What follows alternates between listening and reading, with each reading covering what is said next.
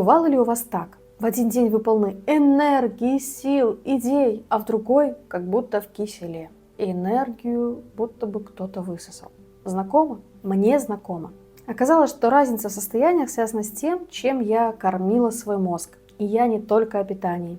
Конечно же, наше состояние самочувствия зависит не только от этого, а, например, от новостей, от безумных придумок начальника, от приколов от родственников и многого другого. Но на других-то мы повлиять не можем, зато чем себя наполнять, на это мы как раз-таки влияем. Меня зовут Катя, и сегодня мы вместе с вами поисследуем тему правильного питания для нашего мозга. И да, я не нутрициолог, а гештальт-терапевт, поэтому здесь не будет про настоящие продукты питания. Хотя нет, будет про продукты питания, но совсем немного.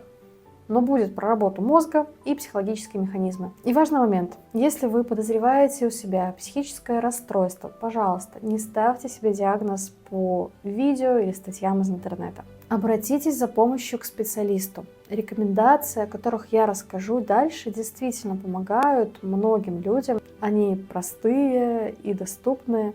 Но если в организме уже есть органические изменения, то без медикаментозной поддержки бывает сложно. И это абсолютно нормально. Психотерапия и лекарства не противоречат друг другу. Они работают вместе.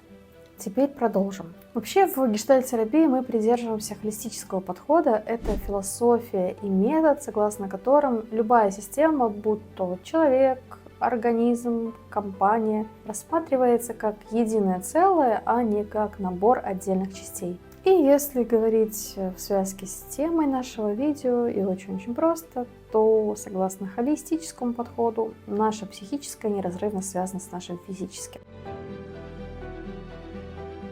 Давайте сначала поговорим о BDNF. Этот белок, который имеет решающее значение для нашего мозга. Он играет ключевую роль в росте, развитии и поддержании жизнеспособности нервных клеток, нейронов, а также в формировании новых связей между ними. Вообще способность мозга к перестройке и обучению называется нейропластичностью. Дефицит BDNF связан с повышенным риском депрессии и других неврологических заболеваний. Например, таких как болезнь Альцгеймера или болезнь Паркинсона. Ну а теперь простыми словами. BDNF – это белок, который помогает нашим нейронам расти, он формирует новые нейронные связи. Выживать он защищает клетки от повреждений. И учиться он ускоряет процессы обучения и запоминания. Можно сказать, что BDNF – это удобрение для мозга. Он подкармливает нейроны и помогает формировать новые привычки и новое поведение. Когда вы пытаетесь внедрить новые привычки или адаптироваться к переменам, BDNF помогает создавать новые нейронные пути, чтобы мозг научился действовать по-новому. И чем выше его уровень, тем легче мозг адаптируется к изменениям. Низкий уровень BDNF связан с хроническим стрессом, тревогой, депрессией, проблемами с памятью и концентрацией. В общем, это такая очень важная штука в нашем организме. Давайте поговорим о том, как мы можем влиять на выработку этого белка в позитивном ключе. Есть доказанные способы стимулировать выработку BDNF. Первое – это физическая активность. Особенно кардионагрузки. Бег, ходьба, велосипед. Оптимально 30-40 минут 3-4 раза в неделю. Сюда же качественный сон. Во время глубокого сна уровень BDNF повышается и лучше закрепляются новые навыки. Также хорошо работает обогащение среды, новые впечатления, изучение языков, хобби, творчество. Любое новое стимулирует рост нейронных связей. Правильное питание, конечно же. Омега-3, полифенолы, полифенолами богаты ягоды, зеленый чай, какао. Привет, это Катя из монтажа. Так вот, продуктов, которые полезны для BDNF, на самом деле их намного больше. Вы можете остановить на паузу, почитать вот эту вот справочку от искусственного интеллекта. Но если ему не доверяете, можете справить информацию в интернете, в доверенных источниках. В общем, в любом случае, это те продукты, которые мы с вами знаем.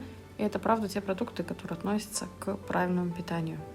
А вот избыток сахара, наоборот, снижает BDNF.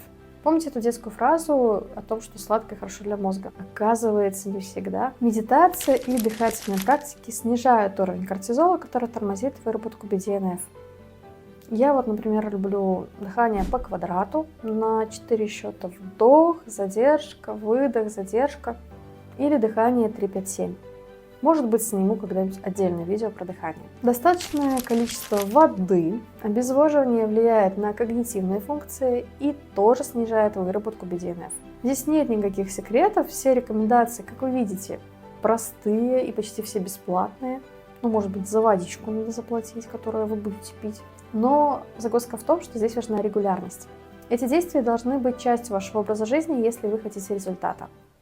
Представьте себе BDNF как садовник внутри вашего мозга. Если вы даете ему движение, отдых, питание и новизну, он растит новые нейронные деревья.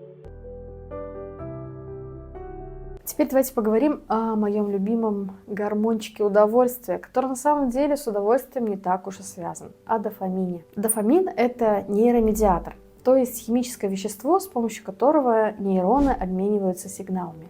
Важно понимать, дофамин – это не про само удовольствие, а он про ожидание удовольствия, про мотивацию и движение к целям. Это скорее топливо для поиска и действия, а не подарок за удовольствие. Как дофамин помогает нам?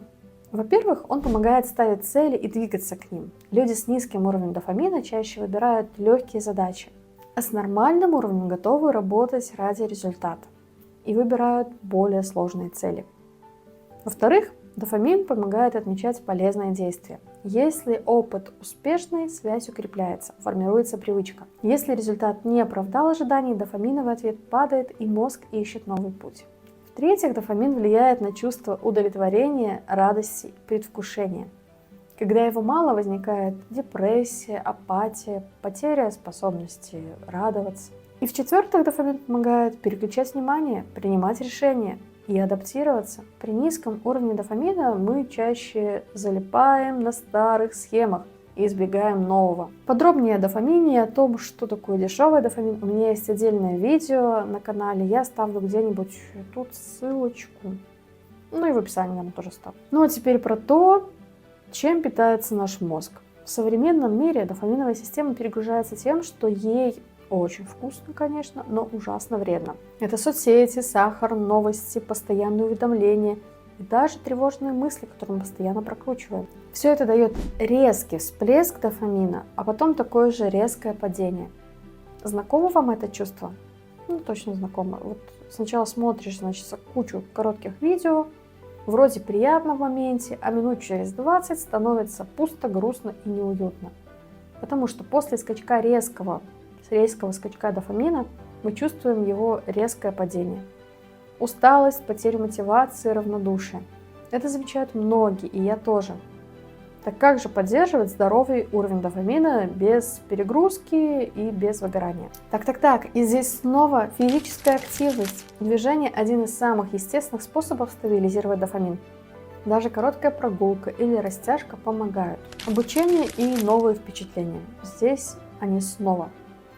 Мозг любит новизну. Когда мы пробуем что-то новое, учимся путешествуем или просто меняем маршрут, это естественная стимуляция дофаминовой системы. Ну и, собственно, вот почему мы так любим путешествовать. Глаз сканирует территорию, ищет, за что ему зацепиться, где там что есть интересное, и мозгу приятно. Конечно же, полноценный сон. Во время сна восстанавливаются дофаминовые рецепторы. От качества сна зависит, насколько мы способны радоваться и чувствовать мотивацию. Естественно, питание. Для выработки дофамина нужны продукты, богатые аминокислотой тирозин. Это индейка, яйца, орехи, бобовые. Хорошо работает так называемый дофаминовый детокс. Это не отказ от удовольствий, а осознанное снижение быстрых стимулов. Меньше скроллинга, сладкого, новостей.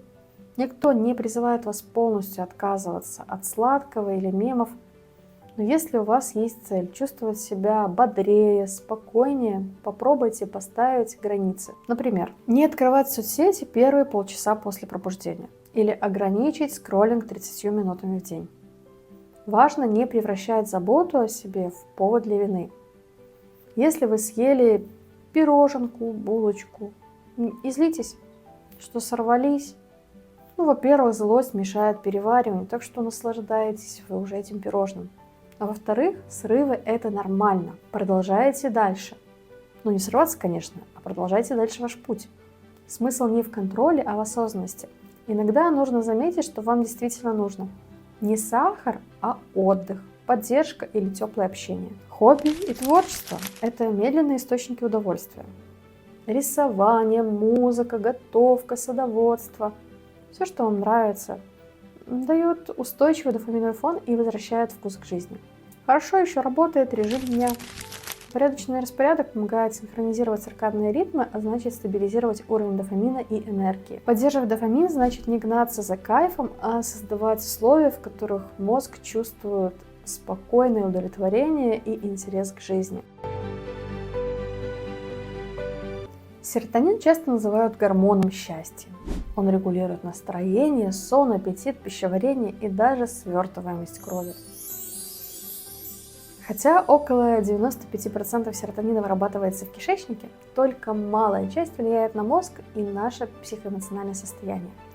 Когда уровень серотонина низкий, появляются депрессия, тревога и проблемы со сном. А его выработка напрямую зависит от аминокислоты триптофана, которую мы получаем из пищи. Зачем нужен серотонин? Он поддерживает устойчивое настроение, спокойствие, чувство уверенности.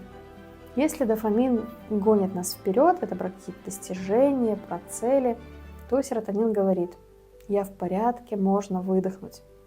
Он дает ощущение безопасности, стабильности. Так как же подкормить этот серотонин? Во-первых, то, чего нам, жителям северных широт катастрофически не хватает осенью, зимой и даже весной – солнечный свет. Недостаток света напрямую влияет на выработку серотонина и мелатонина, а значит и на настроение, и на уровень энергии.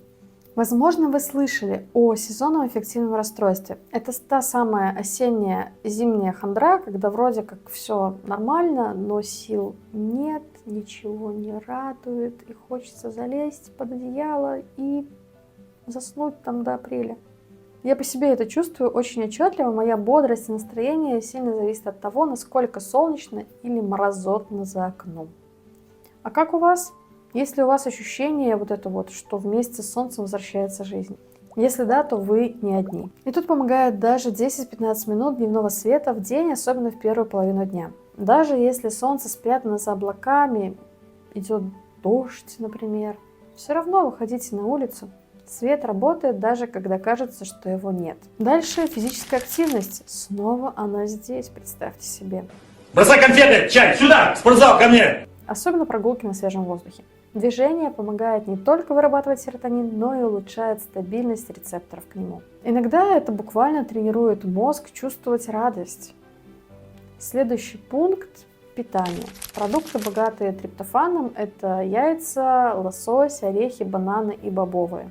Если еще туда добавить немного сложных углеводов, например, овсянку, цельнозерновой хлеб, то усвоение триптофана улучшается. И, конечно, регулярный сон. Серотонин – это старший брат мелатонина, гормона сна. Когда сбивается режим, мозг теряет баланс. Мы хуже спим, меньше вырабатываем серотонина и снова хуже спим. Получается такой порочный замкнутый круг. Ну что ж, если коротко, серотонин любит свет, движение, теплую еду и предсказуемость. Такой Котя внутри нас живет. И когда мы себе даем все это, возвращается ощущение внутреннего комфорта, как будто мир снова обретает краски.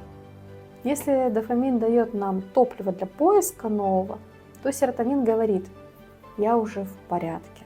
Он отвечает за устойчивость и чувство, что жизнь под контролем.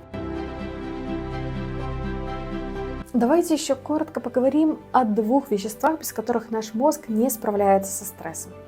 Начнем с эндорфинов. Эндорфины – это наши внутренние обезболивающие и гормоны радости. Они помогают переживать стресс, снижают боль и создают то самое ощущение теплого комфорта. Их уровень можно повысить естественным способом – через движение, смех, творчество, музыку или даже еду. Так вот, чем кормить мозг для эндорфинов, чтобы жить эту жизнь стало хоть чуть-чуть полегче? Во-первых, здесь снова умеренные физические нагрузки. Вы наверняка слышали про эйфорию бегуна. То состояние, когда после пробежки или тренировки тело устало, но на душе становится хорошо, спокойно. Но не обязательно бегать марафоны. Достаточно прогулки, танцев, йоги, любого движения, в котором вы чувствуете дыхание и ритм. Во-вторых, смех и радость. Да, это звучит банально, но смех действительно запускает выброс эндорфинов. Неважно, вы смеетесь над сериалом, над мемами или вместе с друзьями, мозгу все равно, он реагирует на само расслабление. Танцы, творчество, музыка, пение тоже мощные стимуляторы эндорфиновой системы. Когда мы что-то создаем, когда мы поем, двигаемся под музыку, мы синхронизируем наше дыхание, сердцебиение и эмоции. Мозг воспринимает это как безопасное, радостное состояние.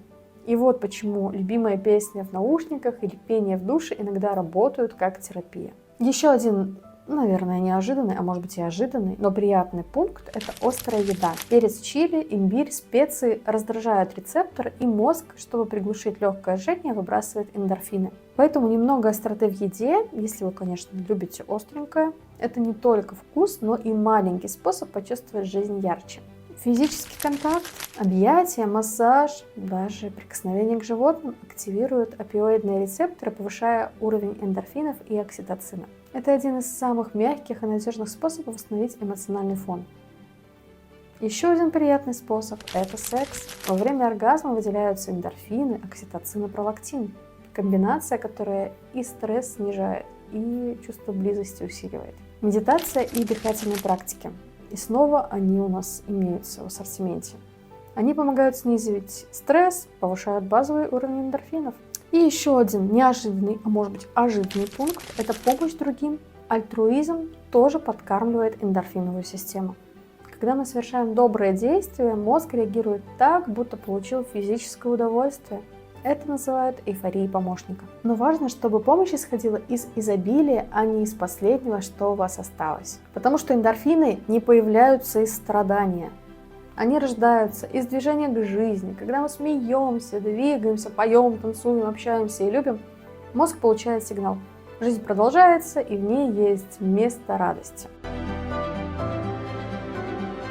Не знаю, сколько получается во времени это видео, но наконец-таки последний на сегодня гормон – это окситоцин, который часто называют гормоном любви.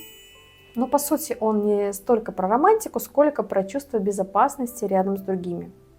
Окситоцин – это та химия, которая делает нас людьми. Она помогает чувствовать связь, расслабление и ощущение, что рядом свои. Когда уровень окситоцина падает, мир кажется холодным и недружелюбным. Хорошая новость в том, что его можно мягко поддержать через простые, теплые и человеческие вещи. Во-первых, тактильный контакт. Объятия, держание за руку, массаж, прикосновение или даже поглаживание животных – все это активирует выработку окситоцина. Достаточно даже 20 секунд искреннего объятия, чтобы мозг отреагировал и снизился уровень кортизола, а окситоцин вырос. Может быть, вы слышали такое, что обниматься полезно для здоровья. Это действительно так, и это подтверждено нейрохимией. Во-вторых, искреннее общение. Когда нас слушают без осуждения, когда мы смеемся вместе и делимся чем-то настоящим, включается окситоциновая система. Добрые разговоры, поддержка, смех – это не просто приятно, это химия связи. Дальше забота о других и получение заботы. Когда мы ухаживаем за кем-то, кормим, утешаем, гуляем с собакой или просто проявляем внимание, мозг отвечает выбросами окситоцина. То же происходит, когда кто-то заботится о нас. Это взаимная биохимия доверия. Чем больше тепла мы даем и принимаем, тем устойчивее становимся внутри. Есть и другие вещи, которые тоже помогают. Например, совместное творчество и ритуалы. Готовить вместе, пить чай, гулять, петь.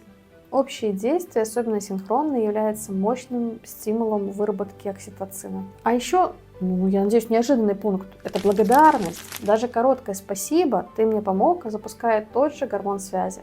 Контакт с природой. Наблюдение за животными, звуки леса, прогулка в парке создают состояние мягкого спокойствия, в котором растет и окситоцин, и серотонин. Можно сказать, что окситоцин – это не столько про влюбленность, сколько про ощущение безопасности. Я не один, со мной все в порядке, мир не враг. И в те моменты, когда мы это чувствуем через объятия, заботу или теплое слово, мозг делает нам подарок. Чувство спокойствия и связи. Подумайте, кого бы вы хотели обнять прямо сейчас. Может быть, именно это и станет вашим источником окситоцина на сегодня. Давайте я еще немножечко понужу, и мы поговорим о том, что вредно для нашего мозга больше всего, что для него является самым таким токсичным и неприятным. Вообще, конечно, это видео задумывалось как видео о всяких вкусностях, которые приготовил для нас этот мир. Но про токсины же тоже надо поговорить, правильно? И вы их все знаете.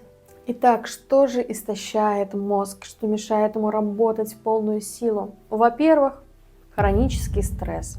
Когда уровень кортизола постоянно повышен, страдают память, внимание и настроение. Мозг буквально устает от постоянной тревоги. Во-вторых, переизбыток стимулов, постоянные уведомления, скроллинг, потоки информации. Все это приводит к дофаминовой перегрузке, дофаминовой усталости. Мы чувствуем себя опустошенными, хотя вроде ничего такого особого не делали. Дальше это отсутствие близкого контакта. Когда нет эмоциональной поддержки и прикосновений, снижается уровень окситоцина, и мозг начинает воспринимать мир как более враждебным, менее безопасным. Недостаток сна. Во сне мозг восстанавливается, очищается от метаболических отходов, обновляет связи. Если сна не хватает, когнитивные функции падают, а эмоциональный фон становится нестабильным. Еще наш мозг не любит однообразие и рутину. Конечно, режим дня важен, но если в нем совсем нет новизны, мозг перестает развиваться. Нужны ему хоть маленькие какие-то дозы вот этой свежести, новизны. Это как тренировка. И, конечно, алкоголь, сигареты, избыток кофеина и иные вещества. Все эти вещества истощают нервную систему, и мозгу приходится тратить ресурсы на восстановление. Нет, кофеин и сигареты не помогают концентрации и не помогают справляться со стрессом. Это скорее это и химическая, и психологическая зависимость. Помогает справляться со стрессом все, что я перечисляла в пунктах до этого. Как я вам говорила, я немножко понудила, и я думаю, что вот эти пункты вам хорошо знакомы. Если вы хотя бы пару из них уменьшите, мозг уже скажет вам спасибо. А ведь это еще не все питание для мозга, но на сегодня, пожалуй, остановимся. И так уже столько всего рассказала. Вы, наверное, заметили, что в этом видео не было советов вроде «сварите отвар из слез девственницы, пейте его в пятницу 13-го при полной луне», или купите вот этот уникальный 7-дневный экспресс-курс по суперцене, чтобы обрести суперзнания из интернета. Нет, здесь только простые, доступные и почти всегда бесплатные вещи. И они действительно работают. Как я и говорила, главное – это регулярность. Это то, чтобы вы сделали это частью своей жизни, стилем своей жизни. Важно помнить, что вы можете сознательно управлять своим состоянием. Не полностью, не всегда, конечно же, нет. Но гораздо больше, чем вам кажется. И бонус для тех, кто досмотрел до конца. В описании я оставила ссылку на памятку, чем кормить мозг. Такой саммари по этому видео, чтобы жить было приятнее и спокойнее. И помните, ваш мозг не враг и не капризный ребенок. Это часть вас, которую можно поддерживать, кормить и беречь. Заботьтесь о нем, и он ответит ясностью, энергией и внутренним спокойствием. Если вам понравилось это время вместе, подписывайтесь на канал и ставьте лайк. Мне будет очень приятно. Спасибо, что были здесь со мной, и до встречи в следующем видео. Увидимся!